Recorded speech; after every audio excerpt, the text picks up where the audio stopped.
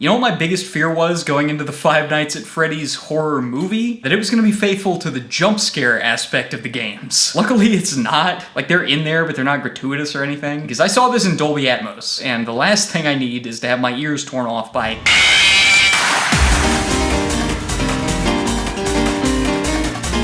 Welcome back to Reviewed in 5. Nights at Freddy's. We've seen whether Josh Hutcherson can survive 5 nights. Now we'll see whether this movie can survive 5 categories: writing, directing, acting, originality, and entertainment. Freddy Fazbear Entertainment.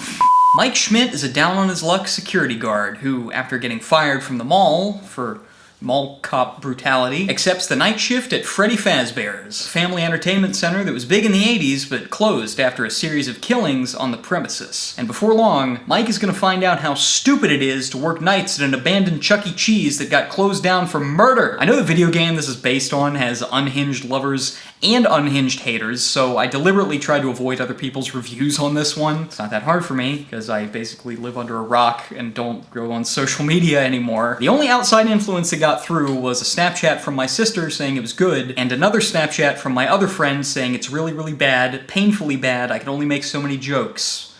I was like, alright, this could go either way. Real quick before we get into it, I may talk about some spoilers in this review. I don't normally do that, but like, by the time I upload this, the movie's probably been out for like a week and a half, and I'm guessing that if you're digging deep enough to watch a review from a channel with like 60 subs, you've probably seen it already. Alrighty, let's get into it. So, killer animatronic animals in a defunct 80s arcade. That is a great concept for a horror movie.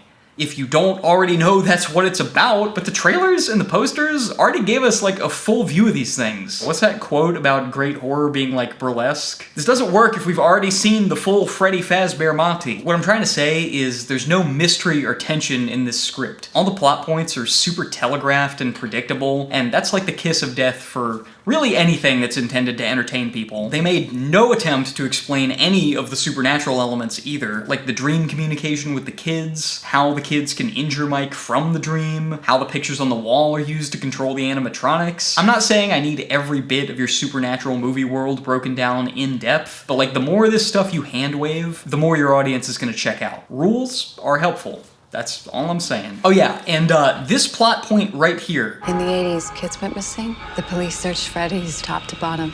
They never found them. Turns out the kids' bodies are actually inside the animatronics. The one place the police would never think to look, I believe they put it. Because why would they? Certainly not the stench of rotting flesh emanating from that general direction. Well, I guess we'll never know where that's coming from, boys. Pack it up. 2 out of 5. Alright, I'm sorry guys.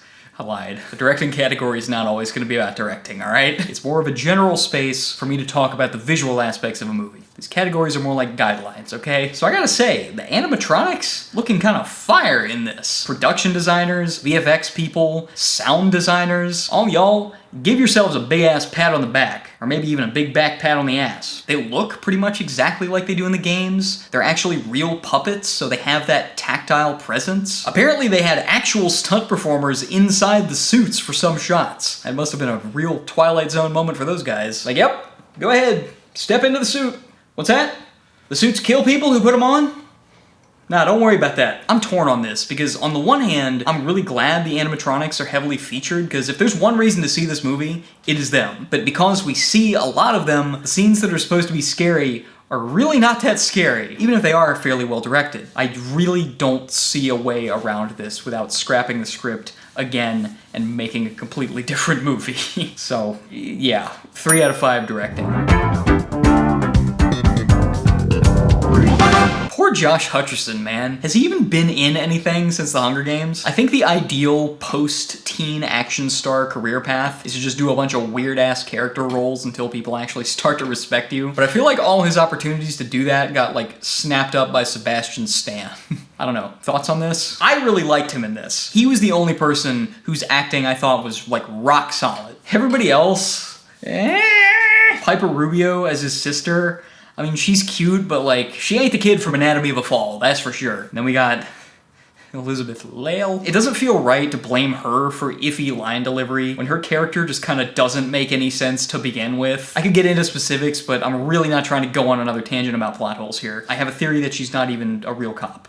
I'm gonna leave it at that. And if you want to talk about predictable, Matthew Lillard, within 5 seconds of seeing him on screen, I was like, alright, either this man is whacked out on drugs, or he is gonna turn out to be the villain of the movie. You know what? I will go off on this plot again. You can't just go around hyping up the reveal of who the killer is when you're not even gonna bother to place red herrings. Like, who took Josh Hutcherson's brother? Who killed the kids in the 80s? Who could it be? Perhaps the only other name actor in the movie? Can you imagine if they took that mask off at the end and it was like Daniel Day-Lewis? I would have given this movie a 5 right there. No questions asked. As it is, we're going a 2 out of 5. I said it earlier, I'll say it again. From the overarching plot of the whole thing down to specific scenes, this is one of the most predictable movies I've ever watched. A scene will start and you'll just immediately be like, alright, I know where this is going. Most of the movie is spent waiting for things that you already know are gonna happen to happen. Waiting for Mike to accept the night shift job, waiting for the animatronics to come alive, waiting for the killer to be revealed. There is really nothing about this story or how it's told that we haven't seen before. So all that's left is the novelty of seeing the Five Nights at Freddy's characters plugged into a pretty by-the-numbers Hollywood horror movie. I gotta go 1 out of 5 on originality.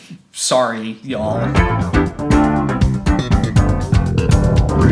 I know I've been shitting on the writing a lot in this review. When I was actually watching the film, I was not thinking about plot holes. That's just what I came up with after the fact to justify what I was thinking in the theater, which was like, this shit is kind of boring, low-key. By the time I got to the credits, listening to probably the most garish, overproduced EDM monstrosity of a theme song I've ever heard in my life, I was like, where was this energy for the rest of the movie? It's so dour all the time. The few attempts they make at cracking jokes are just more uncomfortable than anything else. And the ultimate backstory of the murders just came off as like so underwhelming. I don't get it. YouTubers have spent hours speculating about the lore of these fucking games. How did we end up with a movie in which almost nothing actually happens? I guess what really happened at Freddy's was just more interesting when it was left to the imagination.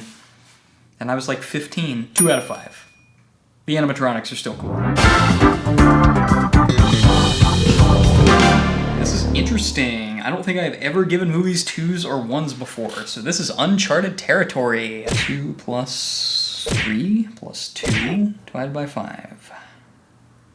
Fuck, that was times 5. That's gonna be an even 2. Yeah, it's not the worst movie I've ever seen, but I get such missed opportunity vibes from this. I'm not saying like they don't make them like they used to, but if this came out in the 80s, it definitely would have gone on for another 10 minutes with the now undead Matthew Lillard continuing to chase them around, probably with supernatural powers, until the rest of the animatronics like draw and quarter him or something. And also, like when Vanessa got stabbed, I really thought they were setting up like an Orlando Bloom in Pirates of the Caribbean situation, where she's gonna die, there's nothing we can do about it, but maybe if we put her in one of the suits, it's a little fucked up, but like maybe she can kind of live on that way. And then maybe she comes back and finally fights her dad as like an animatronic ghost. I don't know. These are just things that I thought could have been fun, instead of being like, nope, wait for the sequel. You might get some fun stuff there. Maybe. Yeah, I wasn't crazy about this movie. I mean, if you were, I don't want to invalidate that. If you want to see it, go see it for the animatronics. Those are the best part for sure. And if you dug this review, feel free to subscribe. Anything else I need to talk about? I don't think so. But I'll catch you next week. I don't know what's coming out. Maybe you do, but I'll see you next week with a review. Peace out, FNAF heads.